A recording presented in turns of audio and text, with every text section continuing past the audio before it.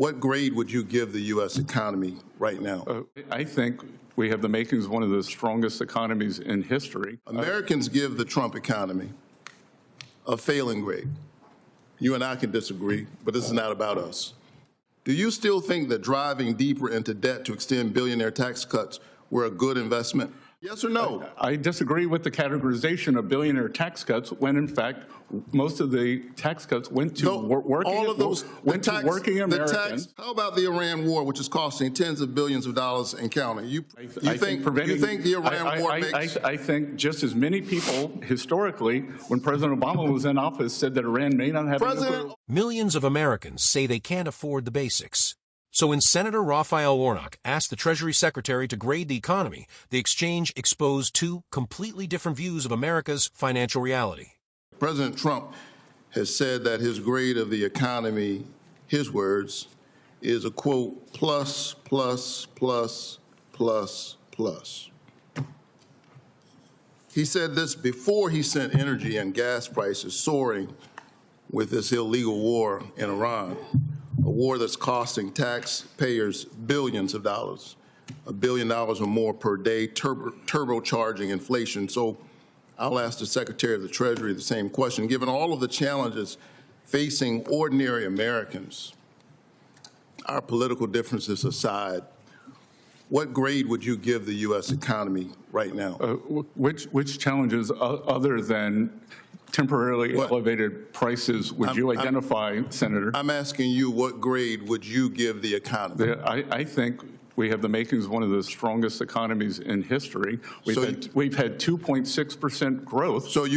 And core inflation had dropped. Food inflation since President Trump began, as much as you all they want to disagree. I got it. It's 2.5%. So you agree with the president? You would give the economy a plus, plus, plus, plus, plus. I think we have all from where you sit. I think we have all the makings for a very strong economy. I think that we have temporary elevated prices that will come back down. I got it. So you're telling Americans it's not so bad.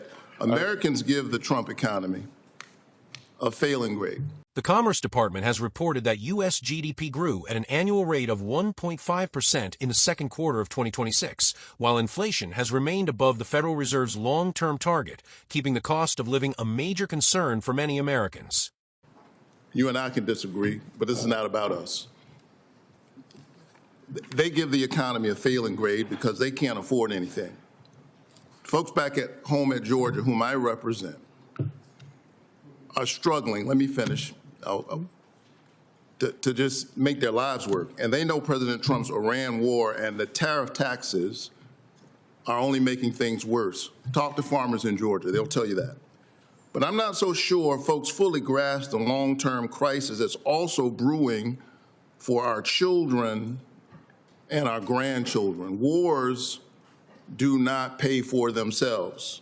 And this year, under the Trump administration's economic policies, the $31 trillion national debt exceeded GDP for basically the first time since World War II. Think about that. Now, to be fair, debt did exceed GDP during the COVID-19 pandemic, but that was only briefly, as GDP crashed as a result of a once-in-a-century pandemic. The big ugly bill alone will add nearly $5 trillion to the national debt, something that I do care about, and I think it matters. I think it's interesting that Republicans talk about it when Democrats are in charge, but I haven't heard much discussion about the national debt lately. According to our nonpartisan scorekeepers in the Congressional Budget Office, it will add $5 trillion to the national debt. Do you still think that driving deeper into debt to extend billionaire tax cuts were a good investment? Democrats warned that extending the tax cuts would significantly increase the national debt, while the administration argued the policies would support workers and economic growth. Since this hearing, budget and fiscal policy have remained central issues in Washington as lawmakers continue debating the long-term impact of federal borrowing, tax policy, and rising government debt on the U.S. economy. Sir, that 90% of the filers who availed themselves on President Trump's signature policies make below $100,000. And if you want to know who is responsible for the American people, you all torched them during the Biden administration. I'm not sure if you were part of that. But we had 21.5%. Look, Joe Biden has been out of office 2 years, and the fact that you all keep talking about it tells you everything. Sir, I'm asking you a basic question. Do you think that going into debt to extend billionaire tax cuts was a good investment? Yes or no? I disagree with the categorization of billionaire tax cuts when, in fact, most of the tax cuts went to working Americans.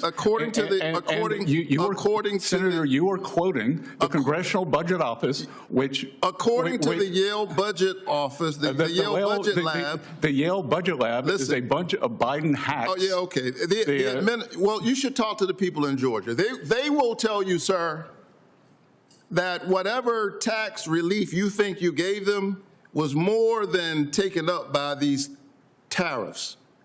They according to the Yale Budget Lab, the administration's tariffs cost families 3 times as much as they got back in tax cuts. But I don't have to talk to folks at Yale. I talked to the folks in Georgia.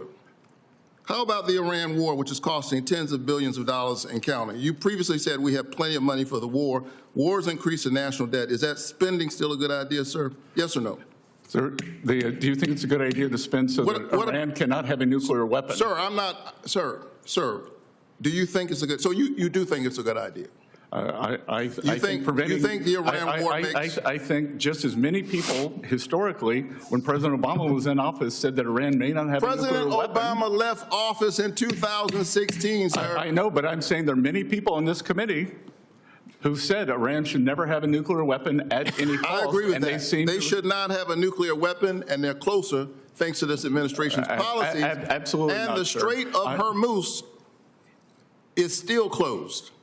And you should tell the people in Georgia that this war is a good idea. I think they'll disagree. Senator Cassidy. Shortly after this exchange, the administration continued promoting its economic agenda, arguing that inflation would ease as supply chains stabilized and tax policies encouraged investment. At the same time, Treasury Secretary Scott Bessent repeatedly defended the administration's position that extending the Trump tax cuts would strengthen long-term economic growth, rejecting Democratic criticism that the legislation primarily benefited the wealthy. The Congressional Budget Office's estimate that the administration's signature tax package would add nearly $5 trillion to the federal debt over the coming decade continued to dominate debate in both chambers, with Democrats citing the projection as evidence that the legislation would significantly increase deficits, while Republicans argued stronger economic growth would offset much of the additional borrowing. The issues surrounding the Iran conflict also remained active after the hearing.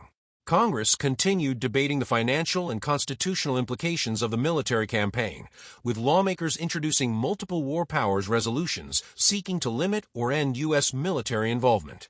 None ultimately became law, leaving the administration's military authority in place.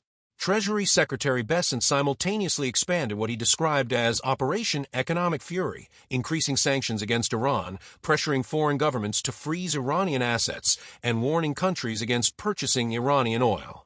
Administration officials maintained that maximum economic pressure, combined with military operations, was necessary to prevent Iran from obtaining a nuclear weapon, while critics argued that the conflict continued increasing federal spending, energy market uncertainty, and risks to the broader economy. The hearing itself highlighted 2 fundamentally different views of the American economy. Senator Raphael Warnock focused on the daily financial pressures facing working families, arguing that many Americans judge the economy not by macroeconomic statistics, but by whether they can afford groceries, gasoline, housing, and other essential expenses.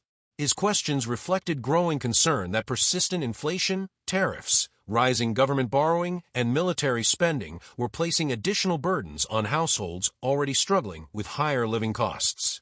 Treasury Secretary Scott Bessent offered a far more optimistic assessment. Rather than emphasizing current hardships, he argued that the underlying economy remained strong, citing continued economic growth, easing core inflation, and expectations that temporary price increases would gradually decline.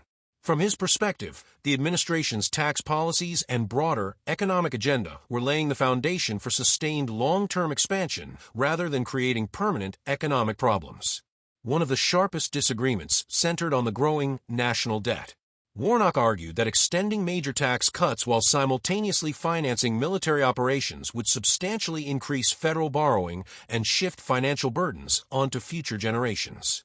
He repeatedly referenced nonpartisan budget projections estimating trillions of dollars in additional debt, expressing concern that fiscal responsibility appeared to receive less attention when Republicans controlled economic policy.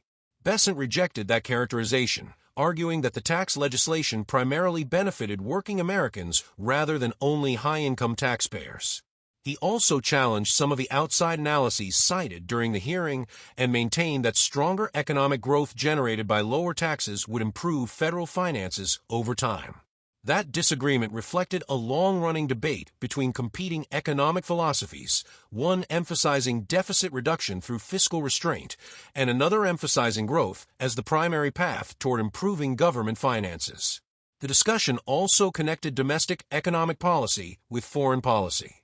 Warnock argued that the costs associated with the Iran conflict should be considered alongside other federal spending priorities because military operations ultimately affect taxpayers through higher government expenditures and increased borrowing. Bessent instead framed the issue primarily as a national security necessity, arguing that preventing Iran from obtaining a nuclear weapon justified both military and economic actions regardless of their immediate fiscal costs. Another notable aspect of the hearing was the contrast between national economic indicators and individual financial experiences. Bessent relied on aggregate measures such as GDP growth and inflation trends to support his optimism, while Warnock repeatedly returned to conversations with constituents in Georgia, arguing that many families continued experiencing financial hardship despite improving macroeconomic data. The exchange illustrated how elected officials often evaluate economic performance through different lenses depending on whether they prioritize statistical indicators or household affordability. The hearing also underscored the increasingly close relationship between fiscal policy, trade policy, and international security. Tariffs, tax legislation, federal borrowing, and military operations are often debated separately, yet each influences inflation, business investment, consumer confidence, and long-term economic growth. The discussion reflected the broader challenge policymakers face in balancing economic expansion, national security, and fiscal sustainability at the same time. Looking back, the exchange represented more than a disagreement over economic statistics.